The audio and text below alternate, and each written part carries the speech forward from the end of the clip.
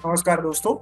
Trading view पाइनस्क्रिप्ट के इस tutorial में आज हम लोग ये सीखने वाले हैं कि एक multi time frame awesome oscillator indicator कैसे क्रिएट करना है। तो चलिए कोड समझते हैं।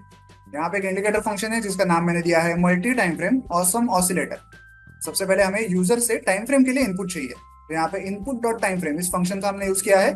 इसका टाइटल हमने दिया है select higher time frame. Default value है इसकी वीकली। ओके, उसके बाद ऑसम ऑसिलेटर को फाइंड आउट करने के लिए हमें दो प्रकार के सिंपल मूविंग एवरेजेस चाहिए। देखिए, एक सिंपल मूविंग एवरेज है ये, जिसकी लेंथ है 5 और जिसका सोर्स है HL2। इसका मतलब है किसी कैंडल की हाई और लो वैल्यू की एवरेज। और दूसरा सिंपल मूविंग एवरेज है ये, जिसकी लेंथ है 34 और जिसका सोर्स भी है HL2। इन दोनों मूविंग एवरेजेस को हमें एक दूसरे से माइनस करना है। ओके, 5 में से 34 वाले ईएमए को माइनस करना है, तो हमें मिल जाता है ऑसम ऑसिलेटर। अब ये जो मिला है ये करंट चार्ट का ऑसम ऑसिलेटर मिला है। हमें चाहिए मल्टी टाइम फ्रेम मतलब हायर टाइम फ्रेम का ऑसम ऑसिलेटर। तो वो कैसे फाइंड आउट करेंगे? यहाँ पे रिक्वेस्ट डॉट सिक्योरिटी फंक्शन का यूज करेंगे। इसमें सबसे पहले सिम इन्फो डॉट टिकर ऐड ये लिखेंगे। इससे क्या होगा, जिस भी चार्ट पे हमने इस इंडिकेटर को ऐड किया है उसका नाम अपने आप यहाँ पे आ जाएगा। देन यहाँ पे टाइम फ्रेम का जो वेरिएबल है उसे मेंशन करेंगे। देन ये जो ऑसम ऑसिलेटर का वेरिएबल है उसे मेंशन करेंगे और आगे लिखेंगे ब्रैकेट 1, क्योंकि हम लोग हायर टाइम फ्रेम से डेटा एक्सेस करने वाले हैं। हमें करंट चार्ट, हमें हायर टाइम फ्रेम की जो करंट कैंडल है उसका डेटा एक्सेस नहीं करना है। जो प्रीवियस कैंडल है जो अब क्लोज हो चुकी है और जिसका डेटा हैंडल करना अभी सेफ है, ओके, उसका डेटा हमें हैंडल करना है, इसलिए यहाँ पे ब्रैकेट 1 लिखा है। ओके, ये करने से क्या होगा, हमें इंडिकेटर रीपेंटिंग इशू का सामना नहीं करना पड़ेगा। और उसके आगे तो टेक्निकल इनपुट्स हैं, ये आपको समझने की जरूरत नहीं है, बस आपको फंक्शन में उन्हें मेंशन करना है। तो यहाँ पे हमें हायर टाइम फ्रेम की ऑसम ऑसिलेटर की वैल्यू मिल चुकी है।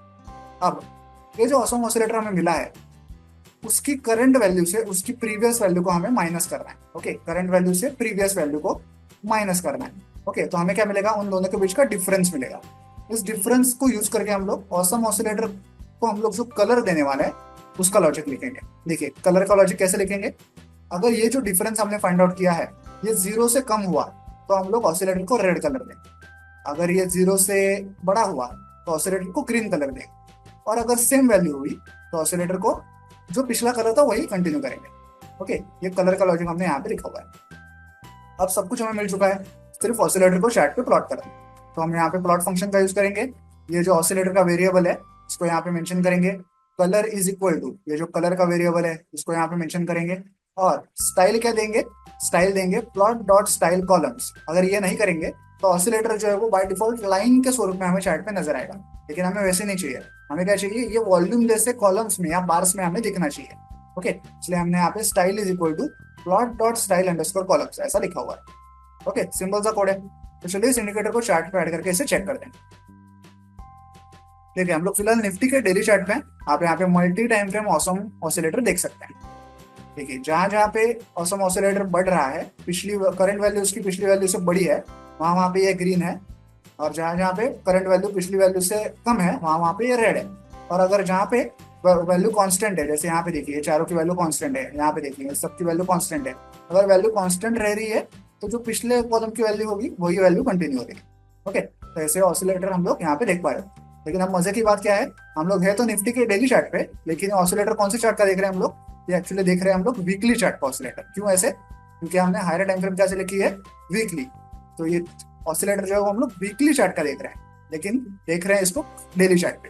ओके, अब अगर मैं यहाँ से मंथली सिलेक्ट करूँ तो देखिए ये सब चेंज हो गया। अब ऑसिलेटर जो दिख रहा है वो मंथली चार्ट का दिख रहा है, लेकिन हम लोग उसे डेली चार्ट पे देख पा रहे हैं। ओके, आपको एक बात हमेशा ध्यान रखनी है कि आपका जो करंट चार्ट है उससे बड़ा चार्ट की बड़ी टाइम फ्रेम ही आपको हमेशा यहाँ से चूज करनी है। कभी भी छोटी टाइम फ्रेम या सेम टाइम फ्रेम आपको चूज नहीं करनी है, अदरवाइज आपको इंडिकेटर रिपेंटिंग इशू का सामना करना पड़ सकता है। ओके, तो आगे आप पूरा कोड समझ गए होंगे। वीडियो में दिखाए गए इस कोड को डाउनलोड करने के लिंक मैंने वीडियो के नीचे डिस्क्रिप्शन बॉक्स में दे दिया, आप चाहें तो वहां से कोड डाउनलोड कर सकते हैं। वीडियो को एंड तक देखने के लिए धन्यवाद। Thank you.